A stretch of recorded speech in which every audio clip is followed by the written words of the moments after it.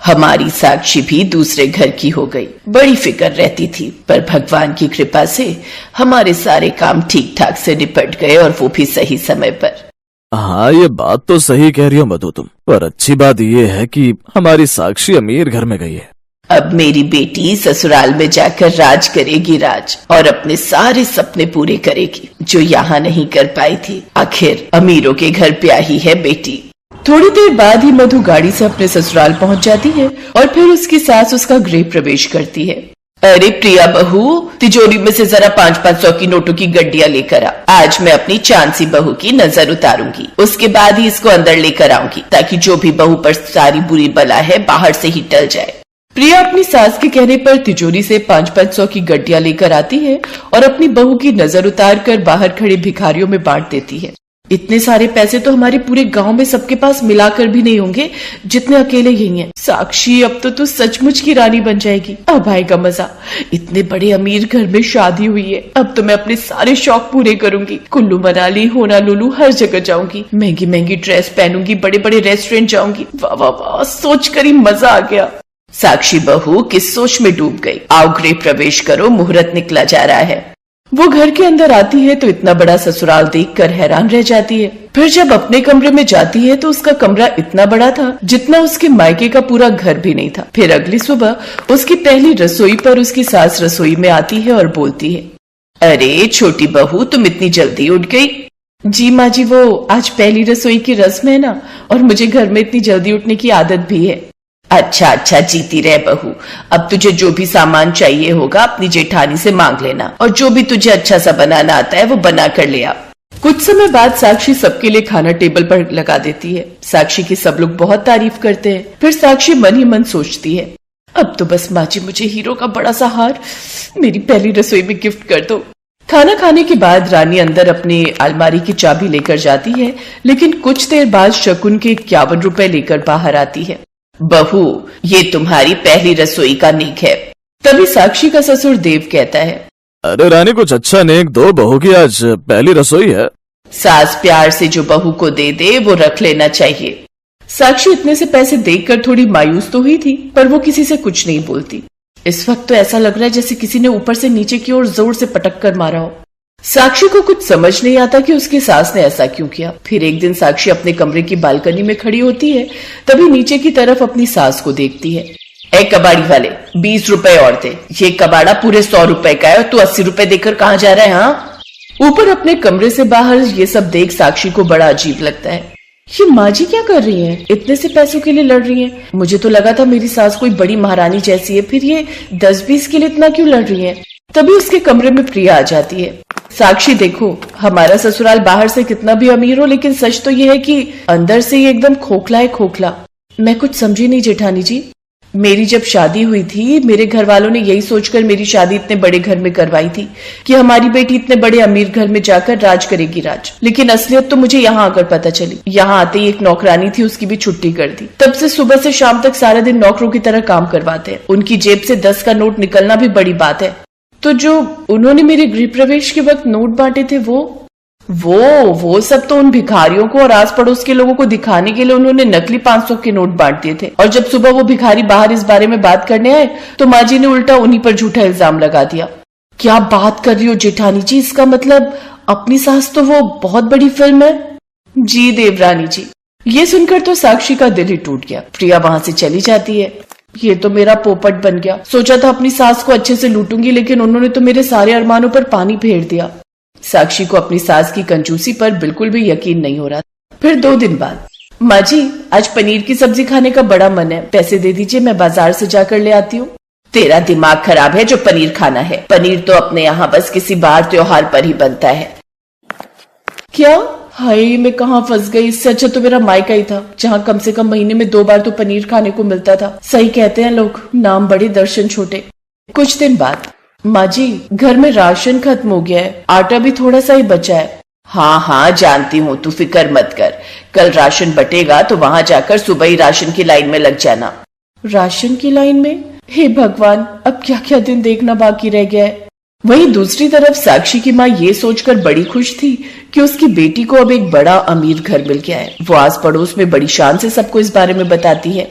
मेरी बेटी साक्षी तो राज करती होगी अपने ससुराल में।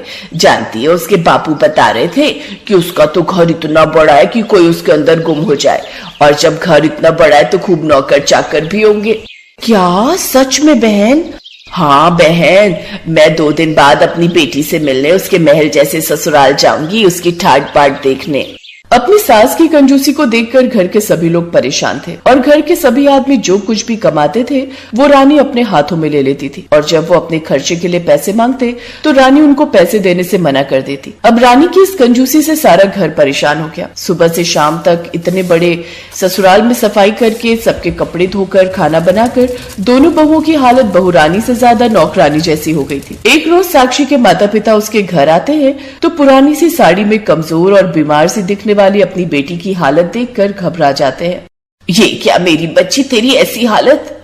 माँ बाप को देखकर साक्षी के मन में छुपा सारा दुख बाहर आ जाता है। माँ, मुझे यहाँ से ले चलो माँ, मुझे यहाँ नहीं रहना माँ। मेरी सास बहुत कंजूस है, ठीक से खाना और ओढ़ने को कपड़े तक नहीं देती, 100-200 रुपए के लिए भी भीख मांगनी पड़ती है।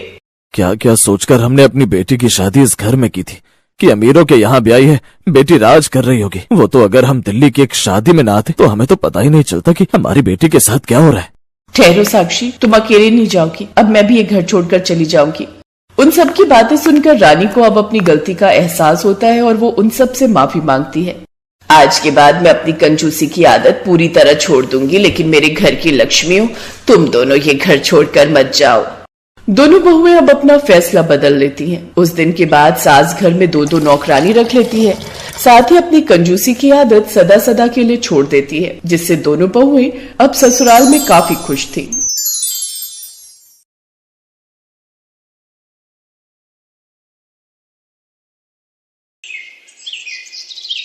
मौली एक अनाथ और गरीब परिवार की विदेशी लड़की थी, जिसे एक हिंदुस्तानी लड़का अपने प्यार के झांसे में फंसाकर इंडिया ले आया और कुछ दिनों बाद ही उसका पैसा लेकर भाग गया। ओह गॉड, he cheated me। अब मैं कहाँ जाऊंगा? यहाँ तो मैं किसी को नहीं जानता। उसने हमको धोखा दिया। अगर वो मुझे मिल जाए तो मैं उसका मर्डर कर दूं। मौली अकेले बैठकर रो रही थी, तभी वहां से गुजर रहे एक लड़के मनीष ने उससे कहा, अब क्या हुआ? तुम क्यों रो रही हो? मुझे बताओ, क्या मैं तुम्हारी कोई हेल्प कर सकता हूँ? मौली ने उसे सारी बात बताई कि कैसे एक लड़का उसे धोखे से इंडिया ले आया और उसके सारे पैसे लेकर उसे धोखा देकर भाग गया। ओह, सो सैड। अब वैसे तुम चाहो तो मेरी कंपनी में काम कर सकती हो। मेरी कंपनी में बहुत से लोग काम करते हैं। तुम अच्छे पैसे भी कमा लोगी और साथ में रहने की जगह भी तुम्हें मिलेगी। ओके। मनीष उसे अपने साथ ले आया और उसे नौकरी के साथ साथ रहने के लिए सर्वेंट रूम भी दिया। मौली जल्दी सारा काम सीख गई। मनीष भी उसके काम से बड़ा ही खुश हुआ। मौली अच्छे से अपना काम करने लगी। उसे वहां काम करते हुए 1 साल हो गया और उसकी वजह से कंपनी को अच्छा खासा मुनाफा हुआ।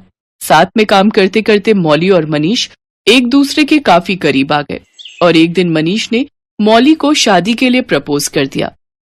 इस 1 साल में मौली तुम मेरे काफी करीब आ गई हो। मेरा तो तुम्हारे बिना रह पाना भी मुश्किल है। क्या तुम हमेशा हमेशा के लिए मेरी जिंदगी का हिस्सा बनोगी? विल यू मैरी मी?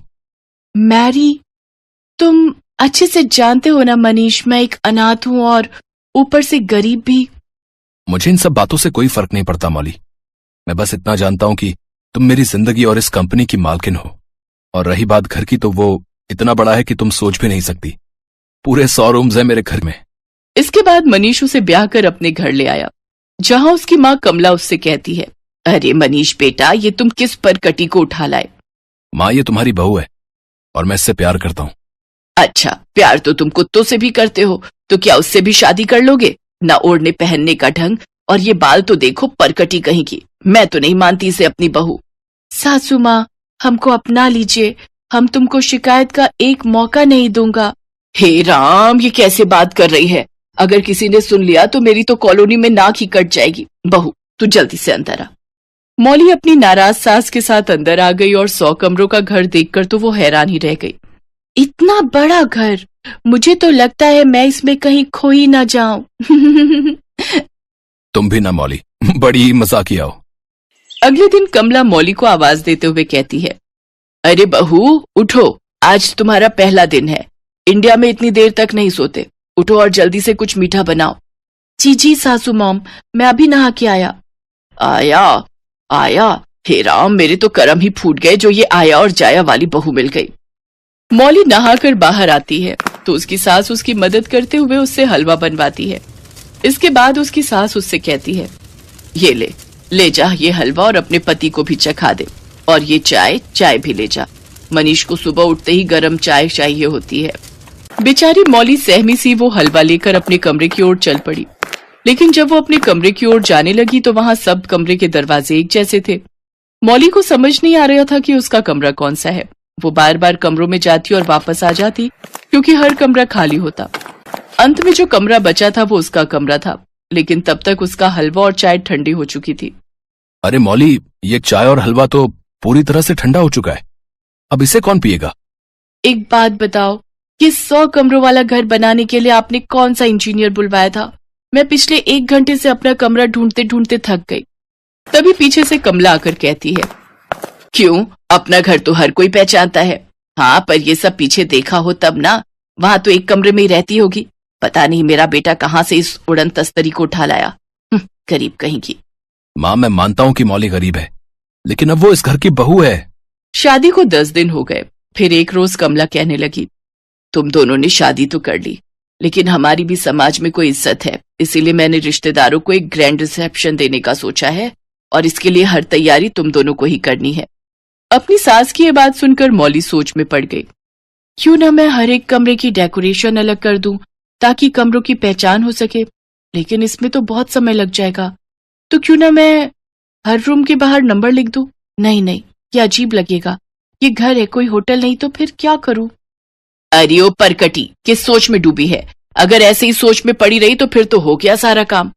मनीष और मौली ने मिलकर सारी तैयारियां कर ली और आखिर रिसेप्शन वाला दिन भी आ गया। ओ परकटी, अब जल्दी से जाकर तैयार हो जा। जी सासू मॉम।